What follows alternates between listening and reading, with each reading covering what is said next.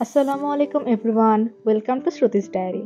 তো আজকে চলে আসলাম আপনাদের জন্য আরেকটি নতুন ভ্লগ নিয়ে। তো আজকের ভ্লগটা অনেক ইন্টারেস্টিং হতে যাচ্ছে। গত 2 থেকে 3 দিন আমি কোনো ভ্লগ আপলোড দিতে পারিনি। আপলোড দিতে না পারার কারণটাই হচ্ছে আজকের এই ভ্লগটা। আজকে আমি কোথায় যাচ্ছি এবং কি কি করব সেটা জানার জন্য পুরো ভ্লগটি দেখতে থাকুন।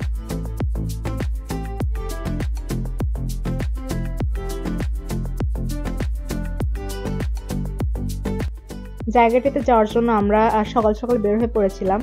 তো আজকে যাচ্ছি আমি আর আমার আব্বু। আমরা মূলত বিমানবন্দর রেলওয়ে স্টেশন থেকে আজকে ট্রেনে উঠব।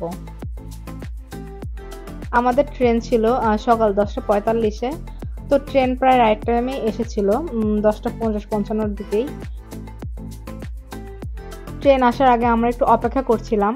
আর স্টেশনে আসলে সবসময় অনেক ভিড় থাকে।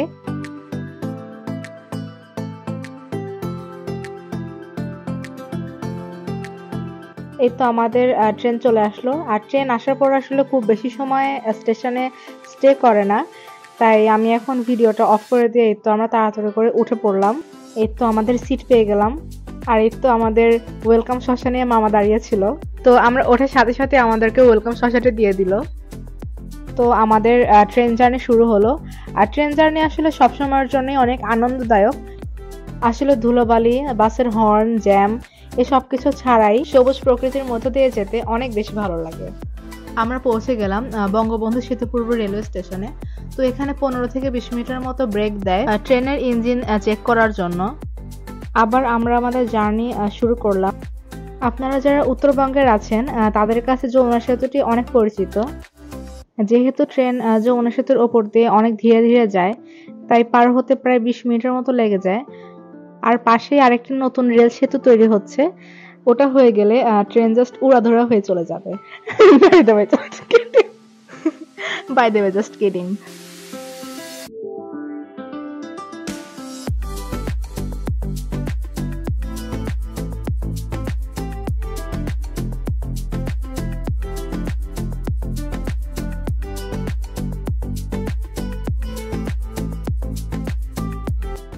5 ঘন্টার মতো জার্নি করার পর আমরা পৌঁছে গেলাম ঈশ্বরদী বাইপাস রেলওয়ে স্টেশনে।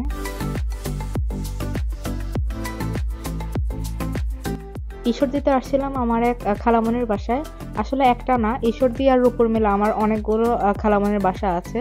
তো খালু আব্বুকে ফোন করেছিল যে আর 2 দিন পর আসলে আসলে লিচু কেন, লিচুর পাতা পাওয়া যাবে না। আর বাড়িতে লিচু ভাঙ্গার উপলক্ষে আমার আরো অন্যান্য খালাতো ভাই বোনরাও এসেছিল। প্রথমে আমরা ঈশ্বরদীতে আমার খালামণির বাসায় যেয়ে সেখানে ফ্রেশ হয়ে খাওয়া দাওয়া করে রেস্ট নিয়ে তারপর আমরা খালুর সাথে বের হয়ে পড়লাম রূপপুর যাওয়ার জন্য। মেনলি রূপপুরেই আমার 2 খালুর বাগানে লিচু ভাঙা হবে। তো রূপপুরে খালুদের বাড়িতে গেলাম।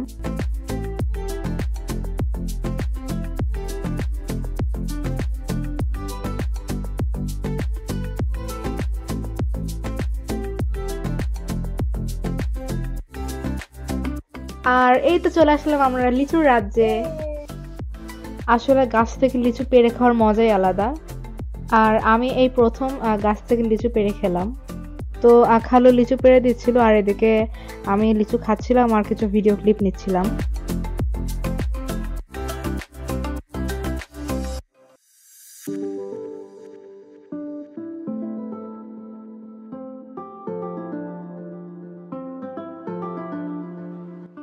আর এখানে এই পাশে আরেকটা বাগানে লিচু ভেঙে নিয়ে সবকিছু প্যাকেট করা হচ্ছিল পরের দিন হাটে নিয়ে যেয়ে বিক্রি করার জন্য। চারিদিকে যেখানেই তাকাচ্ছিলাম শুধু লিচু আর লিচু আর লিচু। আর আমি এরকম লিচু ভাঙ্গা আসলে কখনো দেখিনি, তাই আমার কাছে এই সবকিছু অনেক নতুন এবং অনেক ভালো লাগছিল। আর প্রত্যেক বছর তো খালু লিচু পাঠিয়ে দেয়, তাই এভাবে আসলে কখনো দেখার সুযোগ হয়নি।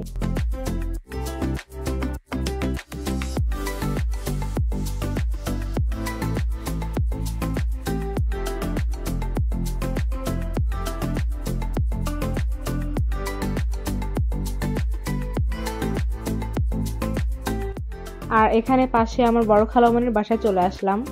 বড় খালামণির বাসার ছাদ থেকে আমি পুরো বাগানটার ভিডিও ক্লিপ নিলাম।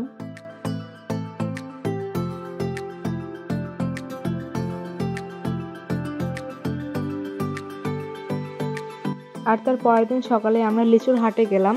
আর আপনারা ভাববেন না যে আমরা লিচু কিনতে গিয়েছি, আসলে লিচুর হাট কেমন হয় সেটা দেখার জন্য আব্বুর সাথে গিয়েছিলাম।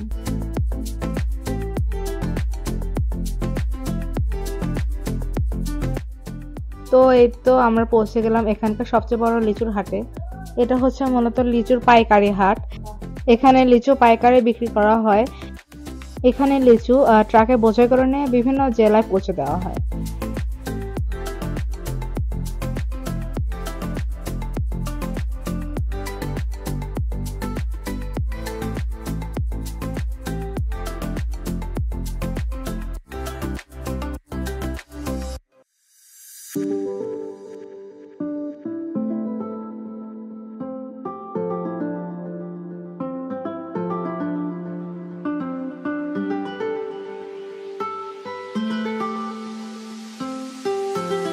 তো তারপর আমরা আশেপাশে একটু ঘুরে দেখছিলাম, তারপর বাড়ির উদ্দেশ্যে রওনা হলাম।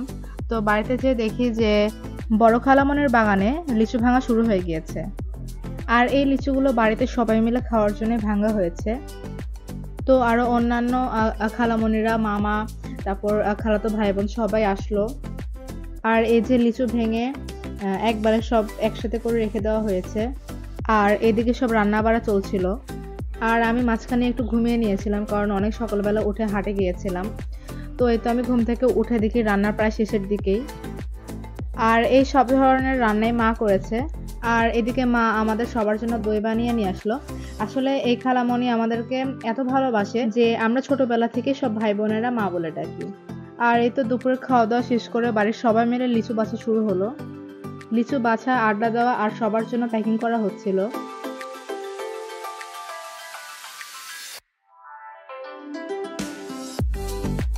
তো এখানে সোনা মা, ভালো মা, মা, মাম্মি, বেটু, সেজুতি আপু সবাই মিলে বাঁচতেছিল আর প্যাকিং করতেছিল। আর এদিকে আমি, পলক ভাইয়া, তারপর ভাবি বসে বসে দেখছিলাম আর আড্ডা দিচ্ছিলাম। আর এদিকে পিহান মামাও যোগ হলো। তো এখানে লিচু বাছাবাছি এবং প্যাকিং শেষ করার পর আমরা বড় খালামণিদের বাসা থেকে মায়ের বাড়িতে যাচ্ছিলাম। রাতে আজকে আমরা ওখানেই থাকবো। আর সকালবেলায় আমাদের ট্রেন ঢাকায় আসার জন্য। তো এই 2 দিনের একটি স্বল্প সফর ছিল। আর লিচু খাওয়া নয়, সবার সাথে দেখা হওয়াটাই আসলে বড় বিষয়। তো তার পরের দিন সকালবেলা আমরা ঢাকার জন্য রওনা হলাম। তো আমরা এখন যাচ্ছি ঈশ্বরদী বাইপাস রেলওয়ে স্টেশনে।